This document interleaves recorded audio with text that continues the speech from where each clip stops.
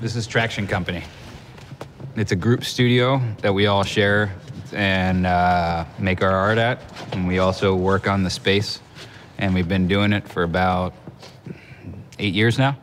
We all went to PAFA together, so we all had that same core, I think, that we can relate to with each other. So it makes it a little bit easier to like make art in the same place with other people that you actually like their art and understand where it's coming from. It's like the way that the Academy shop is set up, you have to share a workspace with other people. If you had that experience and you've thrived in that experience, you miss it if you're not around it.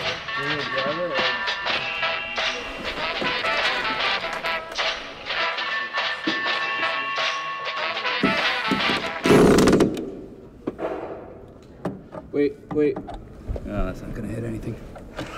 And because Philly is a small town, even though it's a big city, it's a small town, especially when it comes to the arts community. And I don't know, it's a lot easier to get things done and when you know a lot of the groundwork that's already been laid. And I think that for sculptors and for people who are working with physical needs, that it's a lot easier to do when you know a lot of folks who are also in that practice or in that field.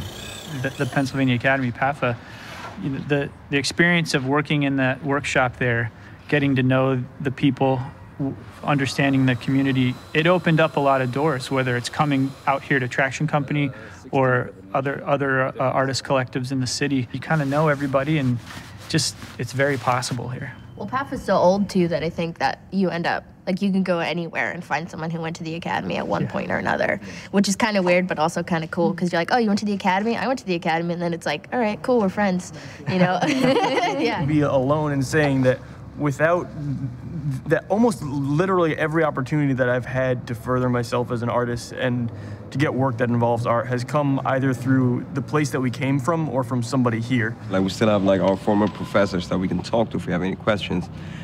So we have that support system.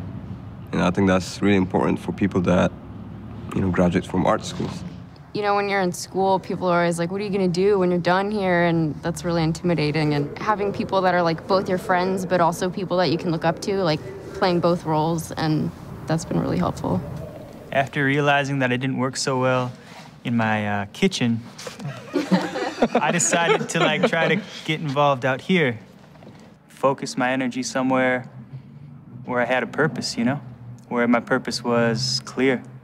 This was a place where I made stuff. You know what I mean? When we first came in here in around 2004, and this was just empty, little by little, just kind of creating the spaces that we need. There's the skylight, there's these incredible trusses. It's like a cathedral.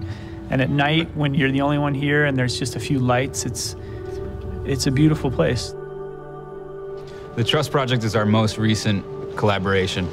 If you look into some of these rafters, these are pieces that were hewn in the late 1800s, that every joint was cut by hand. So it's another challenge, it's another trial for us to come together and figure out how we as a collective, and with the resourcefulness that we apply to our own studio and the practice that we do to keep this building alive, also honor it by recreating one of the structures that supports it.